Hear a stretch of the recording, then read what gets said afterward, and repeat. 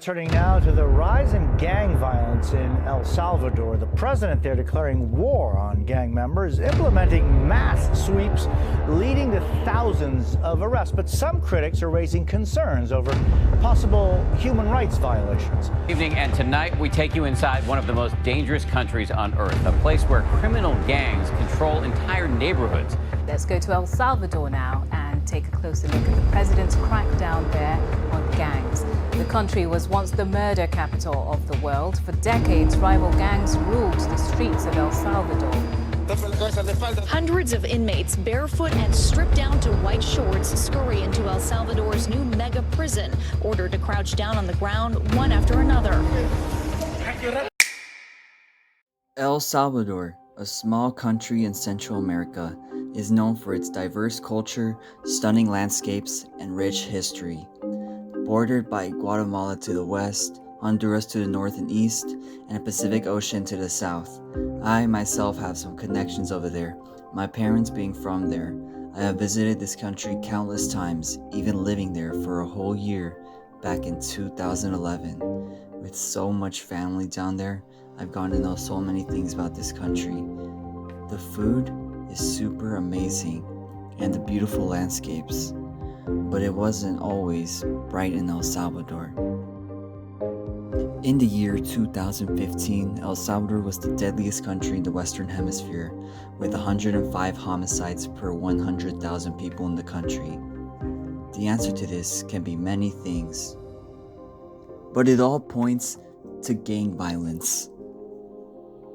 That this topic of gang violence is significant because you can take a closer look at what really causes gang violence in the first place.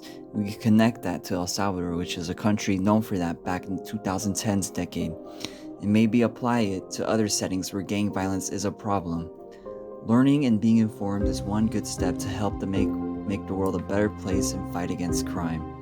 Today we will dive into what causes gang violence in the first place. Most people point at the government, but today I'll explain why social factors play a bigger role in this problem. El Salvador, este día ha vuelto a ser historia.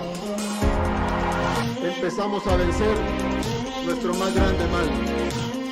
Y estamos a punto de ganar la guerra contra las pandillas.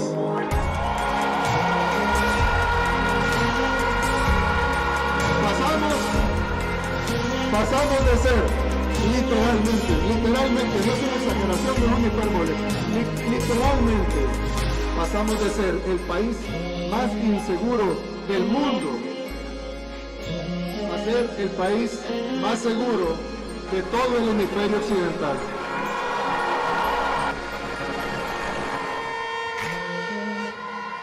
Qué alegría, la verdad, para todo el pueblo salvadoreño volver a tener un presidente tan genial como lo ha sido Nayib Bukele estos últimos 4 años. When trying to solve gang violence, there is a problem with classifying gangs as terrorists. El Salvador has attempted to confront this gang phenomenon with harsher judicial practices and an expansion of police power. It has been reprimanded by international human rights organizations and criticized by scholars. There is a danger in allocating the term terrorist to groups because it makes the prospect of peace without violence unlikely. Indeed, the only time violence has significantly went down in El Salvador was recently in 2012 when the government was present in mediation talks with the country's rival gangs and the Catholic Church. Critics fear that the terrorist designation most likely eliminates the possibility of mediation between the state and the leaders from ever taking place again. This shows the problem with classifying gangs as terrorists in El Salvador.